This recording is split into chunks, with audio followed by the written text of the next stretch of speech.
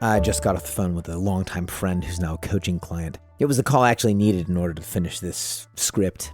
See, this beloved friend began the conversation with the nearly universal phrase, "I feel like I'm always in the middle." Maybe you've said that. I know I have. And I get it.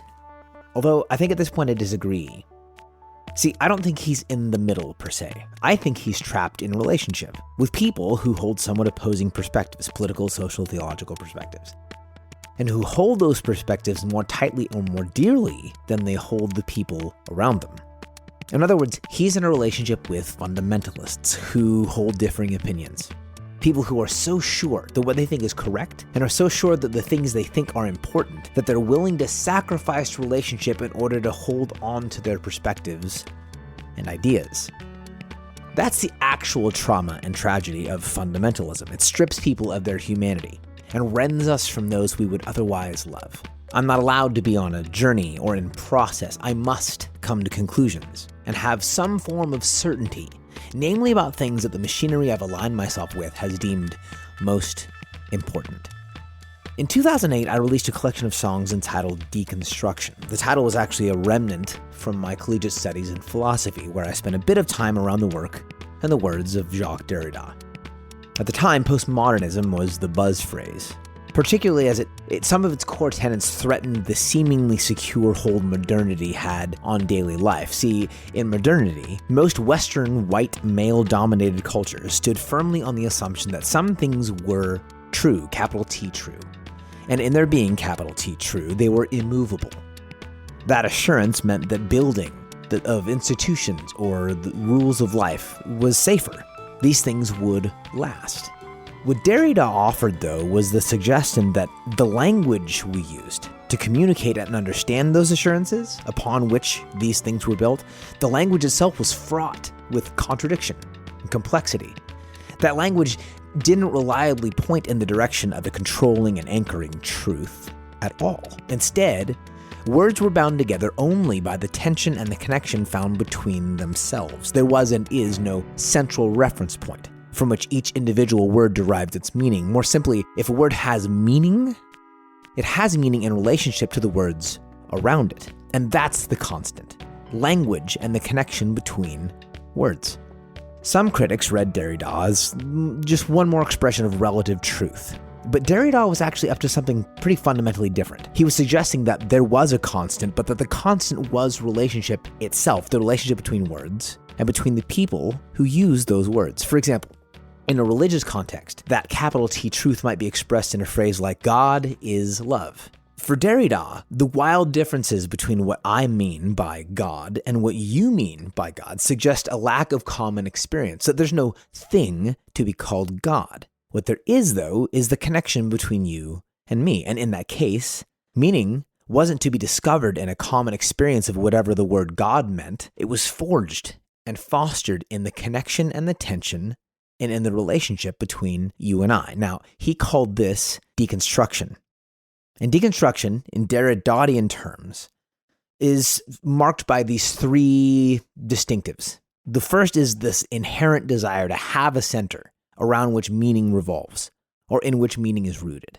The second is the reduction of that meaning to a set of definitions in language committed to writing.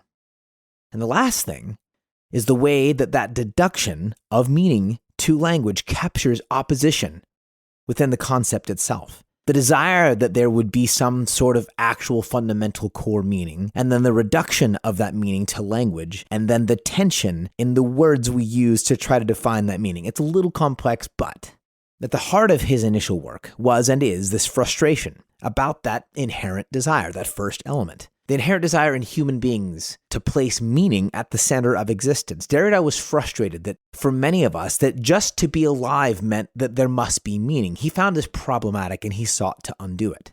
Derrida also saw problematic that philosophy was driven by that need to find a centering, grounding meaning at all. He bristled at the certainty with which philosophers sought to find meaning somewhere, believing that their certainty in some kind of absolute actually blinded them. Now, my religious training and my religious intuition counters that idea by suggesting that the desire in human hearts to live with and in meaning is actually a hunger.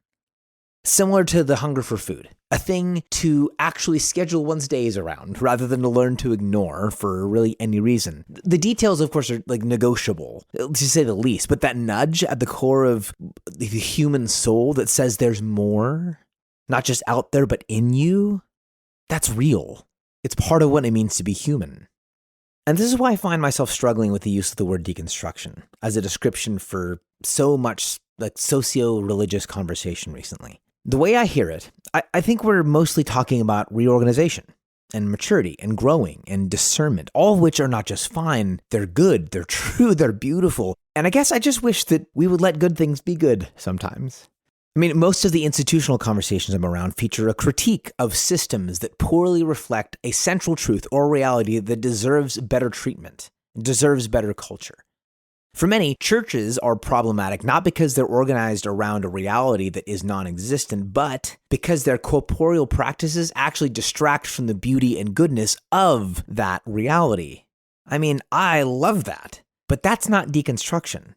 It's something I would suggest richer and harder and more communal and more fluid, more human. It's the work of belonging to people. It's the practice of beloved community. See, I've long believed that one of the most corrosive aspects of fundamentalism is that it convinces us that ideas and definitions are more vital and more important than the people who hold them. In that light, fundamentalism also convinces us that change is a necessarily deconstructive process. Things either are true or false, black or white, real or not, in, out, biblical or sinful, sacred, secular, alive to the glory and service of God, or fit to be torn down and trampled. There's no movement, there's no nuance, there's no growth, no progress. There is no redemption. I've either got it right or I've got to go. The glaring feature in that fundamentalist mindset is fear, mostly fear, that the center won't hold if it's moved or challenged or not protected. And here's where I'd like to land this plane. See, I don't think that's actually what's at hand right now, collectively and culturally. I don't think despair at the absence of existential meaning is winning the day. I think instead that nudge got a lot stronger for a lot more people.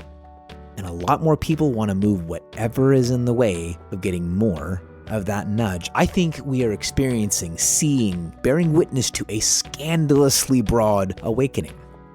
That this nudge and the fact that I sense it at all matters more than the words some paid professional uses to describe it, control it, and commodify it. What I'm seeing and hearing is the fervent and sometimes angry tearing away at whatever artifice is deemed in the way of a clear vision of what's most real.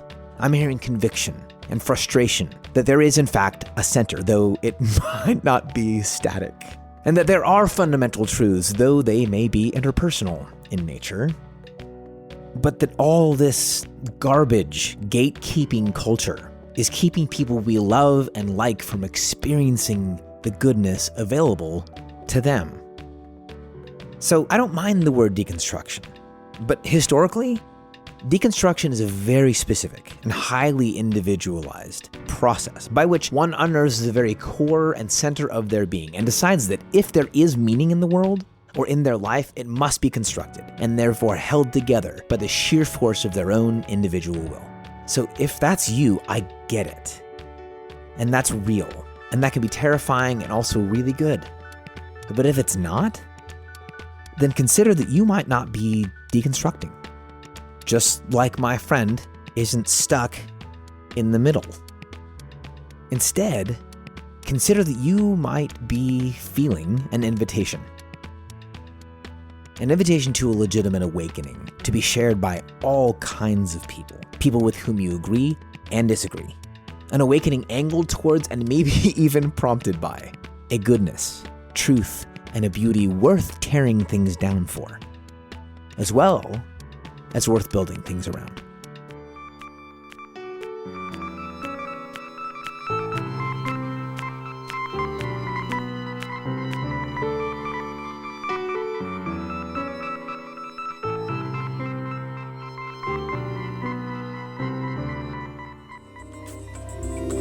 In the park near my house is a series of trails that intersect a small creek in a few spots, and in the winter, that creek rises and it's almost impossible to cross at one location.